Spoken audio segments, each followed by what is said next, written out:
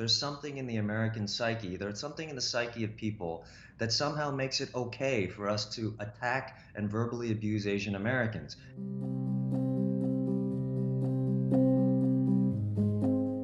First and foremost, we wanted to help find the perpetrator, but just as importantly, we wanted to raise awareness for this issue.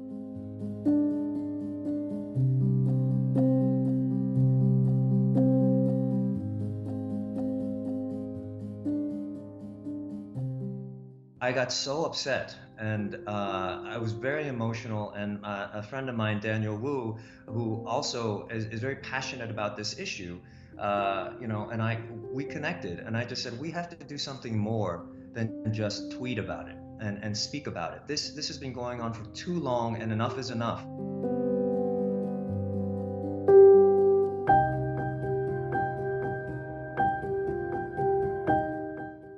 Those of us in the Asian American community know that this has been going on since last March.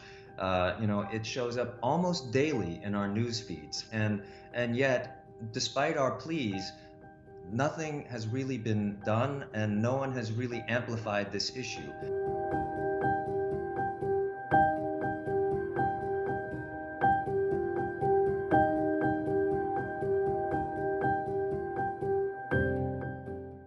Some people call it the Chinese flu, the China flu, right? Kung flu, yeah. Awareness is really just the first step. Now it's about volunteering. It's about contacting community organizers who are working in communities like Oakland and the Bay Area and New York City, where so many of these attacks are happening, and donating to these causes. And it's about speaking up. It's about not being silent, whether you're a witness or a victim. Report these incidents, because we know that there's a tendency in the Asian American community not to report.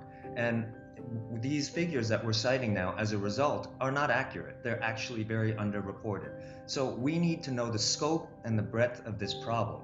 So reporting is part of it. Amplifying the message is part of it. If you have a Twitter, if you have any social media, get the message out. And the media can really help. And I would also say, contact your legislators and your district attorneys. Ask what they're doing. In fact, we're trying now to connect legislators to community organizers and trying to find out how we can figure out the connection between the two so that they can work together to help solve this problem in the long term. Because offering a reward is just a band-aid, but what we can do in the long term is what's really important. I am an Asian American, but I do not represent all of Asian America. And this is part of the model minority myth. When we see the super successful among us, we think, well, Asian Americans, they're fine. They have a lot of buying power. They're fine. No need to worry about them. But we are not a monolith, and there's so many of us who are living below the poverty line, who are invisible to society.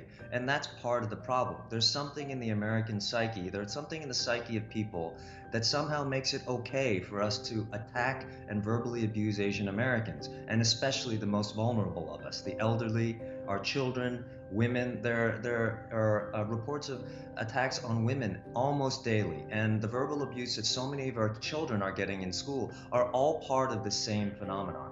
And it's really just a question of speaking up, speaking out, and really fighting the injustice that we've been subject to historically since our immigration to this country, but especially now.